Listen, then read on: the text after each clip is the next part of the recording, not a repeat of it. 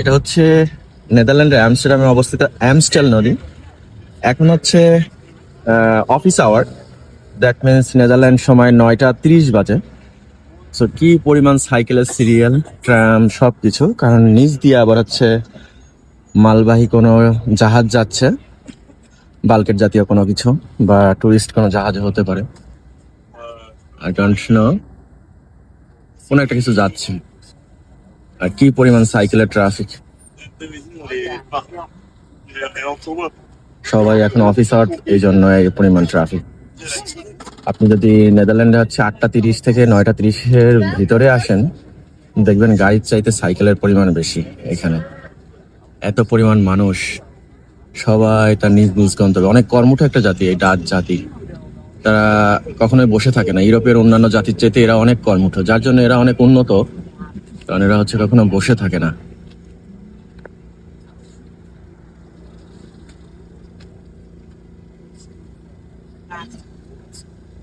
যদিও সচরাচর এই টাইমে সবসময় এটা অ্যাভয়েড করার চেষ্টা করে, কিন্তু হয়তো কোনো ইমার্জেন্সি ছিল, যার জন্য এটা ওপেন করা ছাড়া কোনো উপায় হয়নি, কারণ ট্রাম থেকে শুরু করে সবকিছু দুই পাশে দাঁড়ায় গেছে।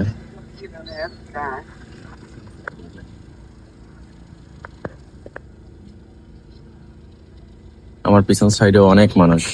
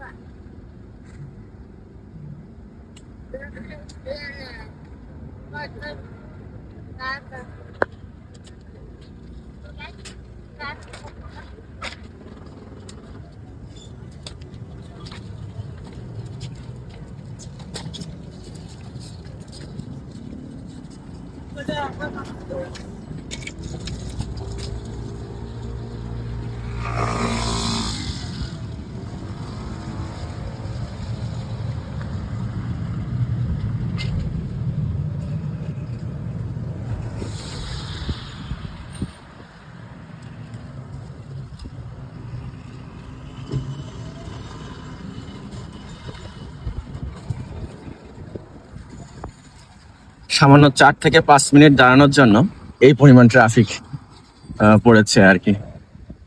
এই টাইমটাতে কখনোই পড়ে না, কারণ হচ্ছে এটা হচ্ছে পিক আওয়ার। সবাই এই টাইমে অফিসে যায়, যার যার গন্তব্যে যায়। প্রচুর ব্যস্ত, ডাচ যাত্রীরা এত ব্যস্ত আর এত কর্মঠ, তারা চিন্তার বাইরে।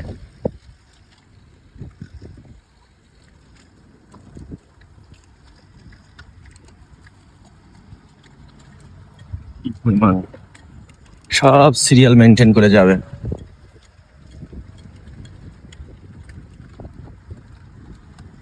এবং অনেকে অনেক দূর দূর থেকে আসে, অনেক দূর দূরান্ত থেকে আসে। যেমন আমি নিজেই আসি হচ্ছে প্রায় 13 কিলোমিটার দূর থেকে। আমার বাসা হচ্ছে আমার কর্মস্থল থেকে 13 কিলোমিটার দূরে। সো প্রতিদিন আমাকে 13 কিলোমিটার সাইকেলিং করে আসতে হয়। আমার এখান থেকে আমার সেকেন্ড যে জব, সেটা আবার 8 কিলোমিটার দূরে। সো মাঝে মাঝে দেখা যায় যে আমি বাসায় যাই না। আমার আমার কাজের মিডিলে যে ব্রেকটা আছে, ওই ব্রেকটা আমি যে কোনো পার্ক বা আমার পড়ার কাজে বা আমার ল্যাপটপে যদি কোনো কাজ থাকে, কোনো পার্কের ভিতরে বসে সেরে ফেলি।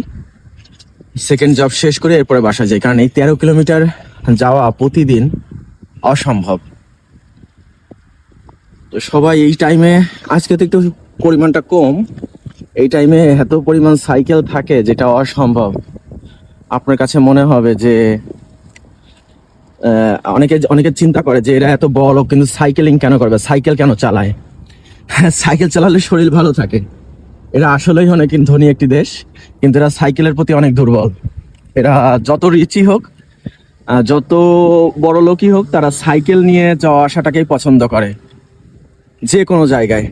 আর যত ধরনের পৃথিবীতে যত স্টাইলের সাইকেল আছে, সব এই নেদারল্যান্ডে আছে, সকল স্টাইলের। আমাদের বাংলাদেশে যে চায়না ফনিক্স যে সাইকেল, এবং আপনার যে আগে আপনার অনেক আগে অনেক পুরাতন মডেলের যে সাইকেলগুলো এখন পর্যন্ত নেদারল্যান্ডে দেখা যায়, তখন আমি বুঝি যে এগুলো ইন্সপায়ার হয়েছিল এই হল্যান্ড থেকেই। সাইকেলের জনক বলা হয় নেদারল্যান্ডকে। যত স্টাইলিস্ট সাইকেল, এক একটা সাইকেল 4 লাখ, 5 লাখ, 7 লাখ, 10 লাখ টাকা দামেরও সাইকেল আছে, যত দেখবেন যে খালি সাইকেল আর সাইকেল।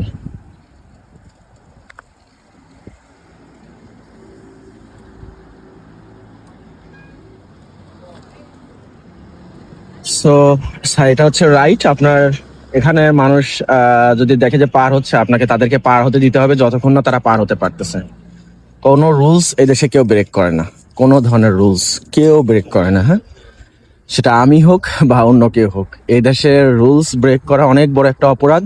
এখানে ট্রাফিক পুলিশ আপনাকে ধরে শাস্তি দিবে বিষয়টা এরকম না। আপনি যখন পাসিং হয়ে যাবেন, আপনার বিহাইন্ডে তারা আপনাকে অনেক আর কি অনেক বাজেভাবে আপনাকে নিয়ে কমেন্ট করবে। হ্যাঁ, যেগুলো কোনো বান্দাই চাইবে না যে করতে। আর আপনি যদি দেখা যাচ্ছে ট্রাফিক না মানেন, পিছনে যে গাড়ি থাকবে তারা হরেন দেওয়া শুরু করে দেয় আপনাকে লজ্জা দেওয়ার জন্য। ঠিক আছে, যে তুমি নিয়ম মানছো না, এটা হচ্ছে এই দেশের কালচার। সো রুলস মানতে আপনি বাধ্য। যাই হোক, সুন্দর একটি বিষয় আপনাদের সাথে শেয়ার করলাম। কেমন লাগলো অবশ্যই জানাবেন। ধন্যবাদ।